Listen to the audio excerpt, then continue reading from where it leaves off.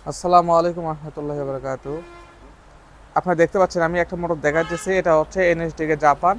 তো এনএসডিকে motor Japan, এটা প্রথমে 3 তারের ছিল, সেটাকে 6 তারে করা হয়েছে এই মোটরটা।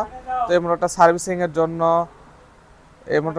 জন্য আমার কাছে এখানে পাঠানো হয়েছে আর কি। আপনারা কখন বুঝবেন যে এই মোটরগুলো সার্ভিসিং করতে হবে, আমি আপনাদেরকে আজকে দেখাবো যে আপনারা কখন সার্ভিসিং করবেন এই মোটরগুলো। দেখবেন কয়েলের অবস্থা দেখুন, এই যে ভিতরে কি অবস্থা দেখতে পাচ্ছেন, অনেকদিন চালানোর পরে কি অবস্থা হয়েছে আর কি। এটা আমাকে প্রথমেই কয়েলগুলোকে জাস্ট প্রথমে আমরা ক্লিন করব তেলের সাহায্যে, এবং তারপরে এটাকে হিট বার্নিশ, তারপরে বেয়ারিংয়ের যে অবস্থা আর কি, বেয়ারিংয়ের দেখুন কি অবস্থা হয়েছে, একদম গিরিস টিরিস কিচ্ছু নাই ভিতরে। বেয়ারিংটা অবশ্যই চেঞ্জ করতে হবে এটা। আর পিছনে বেয়ারিংটা দেখুন উইদাউট জেট, জেট নাই। তো এই ধরনের মোটর যারা ইউজ করেন তাদেরকে অবশ্যই বলি আমি, আপনারা অবশ্যই জেট জেট আলাদা যে বেয়ারিং রয়েছে, ডবল জেট যেটা আর কি, দুই পাশে ডবল জেট বেয়ারিং ইউজ করবেন নতুন। আমি কয়েকটা বেয়ারিংয়ের নাম বলবো, সেগুলো ইউজ করবেন, আশা করি অনেক ভালো হবে। প্রথমে আপনারা দেখবেন, যদি কম বাজেটের মধ্যেও যদি যান, সেক্ষেত্রে সর্বনিম্ন হলো আপনাকে কেবিসি ইউজ করতে হবে। কেবিসি যদি না পান, সেক্ষেত্রে আপনাকে বেয়ারিংটা ইউজ করতে হবে।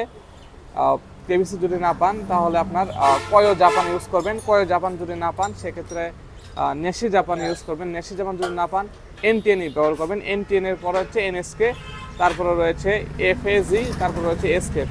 এগুলো বিয়ারিং সর্বোচ্চ ভালো বিয়ারিং আর কি, যেগুলো নাম বললাম আর কি। তো এই ধরনের আপনার বিয়ারিং ইউজ করবেন, আশা করি বিয়ারিংটা অনেক লাস্টিং দেবে এবং আপনার মোটরটা টেকসই করবে। আর দেখেন কতদিন পর তারা কিন্তু খুলেছে আর কি। এই ধরনের অবস্থা যে রয়েছে, মিনিমাম হলেও তারা 7 থেকে 8 বছর চালাইছে এটা, তারপরে যে খোলা হয়েছে। আপনারা অবশ্যই 3 বছরের উপর কেউ আর চালাবেন না, তারপরে একটু সার্ভিসিং করবেন।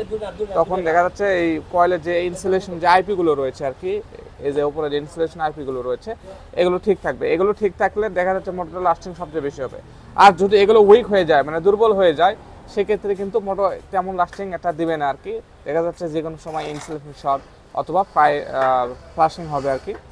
যখন ফ্লাশ করবে এখন, তখন তো মোটর পুরোটাই কয়েল। এইগুলো ধরো, এই যে অরিজিনাল কয়েল রয়েছে, এগুলো যদি একবার যদি কোনো জায়গায় যদি ফ্লাশ করে আর কি, কোনো উপায়ভাবে কিন্তু সেটা এক কয়েল মানে চেঞ্জ করার উপায় নেই আর কি, সম্পূর্ণ কয়েল চেঞ্জ করতে হবে। তো ভিডিও দেখার জন্য অসংখ্য ধন্যবাদ। যারা নতুন অবশ্যই চ্যানেলকে সাবস্ক্রাইব করবেন, যারা আর পুরো সাবস্ক্রাইব করেছেন লাইক কমেন্ট আর শেয়ার করবেন। ভিডিও দেখার জন্য অসংখ্য ধন্যবাদ।